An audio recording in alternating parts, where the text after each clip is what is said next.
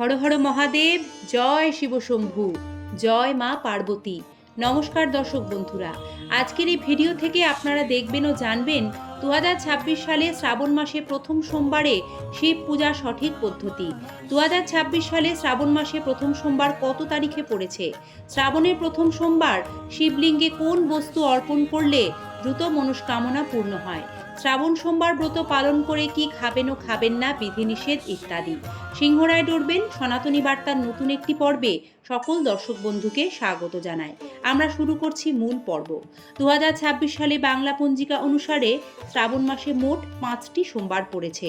শ্রাবণের প্রথম সোমবারটি এবছর পড়েছে 20 জুলাই। এবার আমরা দেখে নেব শ্রাবণ মাসের প্রথম সোমবারে শিব পূজার সঠিক পদ্ধতি।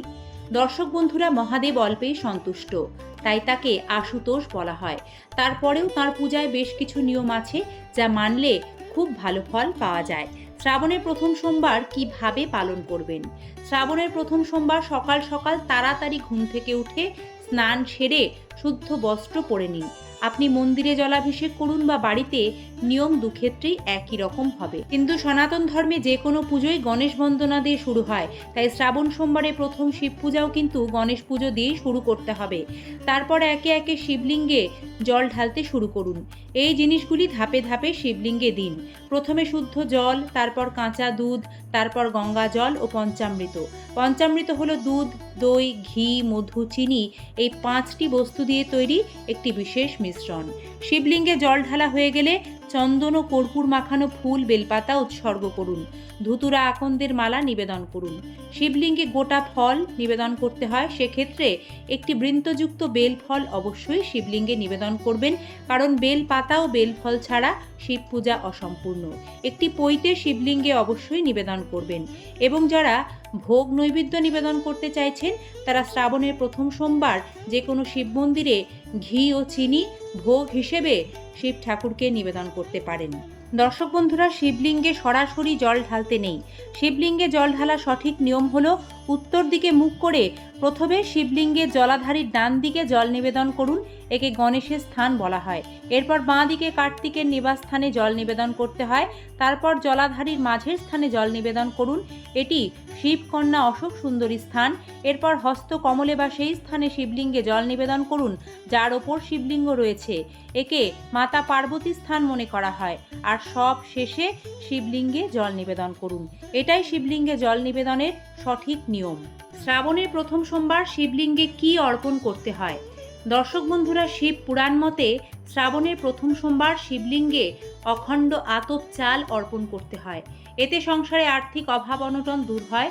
মহাদেবের বিশেষ কৃপার পাশাপাশি মা লক্ষ্মীর কৃপাও লাভ করা যায়। তাই শ্রাবণের প্রথম সোমবার আপনারা নমঃ শিবায় মন্ত্র জপ করতে করতে ভক্তি ভরে শিবলিঙ্গে আতপ চাল অর্পণ করুন। খেয়াল রাখবেন একটি আতপ চালও যেন ভাঙা না থাকে।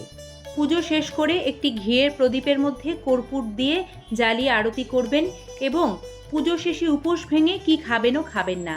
শ্রাবণ সোমবার উপবাস করলে মূলত শিবের উপবাসে কাঁচা ফলমূল, সাবুদানা এগুলো খাওয়াই নিয়ম, কিন্তু উপবাস মূলত নির্ভর করে যার যার শারীরিক অবস্থার ওপর।